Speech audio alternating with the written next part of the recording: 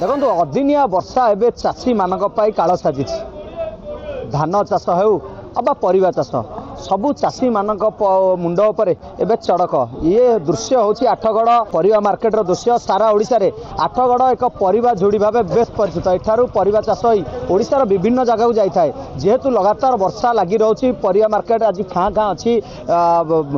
लोक मान अभाव कारण साग माछ दर रे परिवा गुड़िक बिक्री करछंती चाषी जो भली भाव में बिक्री हवा कथा ताठारू रेट खसा जाए बिक्री होची आम सहित कि चाषी अच्छा आज्ञा कहे आपण आज जो कोबी बिकुचंती जो भली रेट थिला वर्षा लगी किसी तफात पड़ी ना बेपार ठीक कम बिक्री होती रेट रे किना है ता तले बिक्री होती आम लोकसानी घाटा खाऊ चाषी भी घाटा खाऊ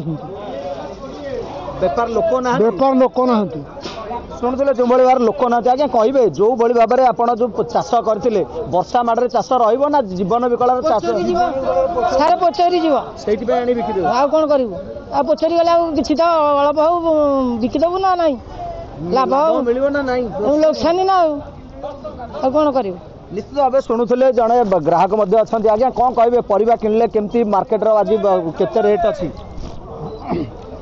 हाँ मु आठगड़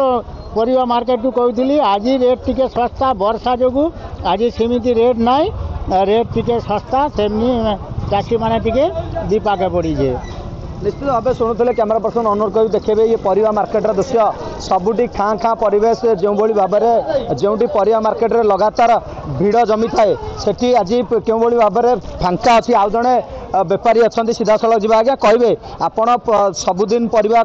बजार बिक्री करते आज चित्र कौन लगातार वर्षा जो किसी प्रभाव पड़ी प्रबल प्रभाव आज्ञा किणुचु 50 बिकुचु 25 लोक ना बराबर वर्षा हो कौन करूँ धोई धाई थोई थी जाऊँ आत्महत्या कौन करूँ ये देखुना सब किणा डबल डबल बिकला बेलू लोक ना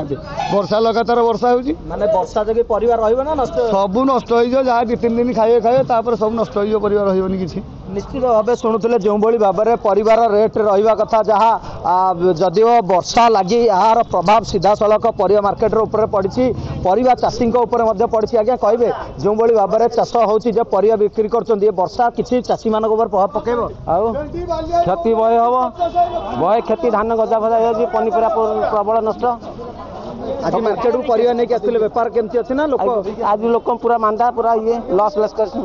कम रेट कहीं बिक्री कर वर्षा पागल लोक नथिबा परिवा रही वर्षा माड़ खाइले वर्षा माड़े किसी क्षति हम किसी रहिबो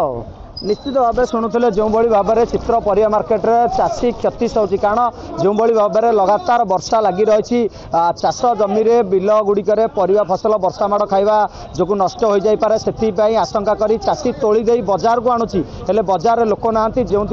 साग माछ दर रे चाषी आज पनीपरिया बिक्री करुच्ची ये हूँ आठगड़ परिवा मार्केट रे दृश्य केवल परिवा चाष नुहे वर्षा बेस प्रभाव पकई धान चाष उपर लगातार लघुचाप हवा फल बिल धान चाष जो धान कटा हो रही पड़ी रहा फल 25 नष्ट होगा आरंभ है गजा हवा आरंभ है तेणु बेस लघुचाप एक प्रकार चाषी मानकर मेरुदंड को दोहलाई आठगढ़ नीलकंठ द्वारा ओटीवी।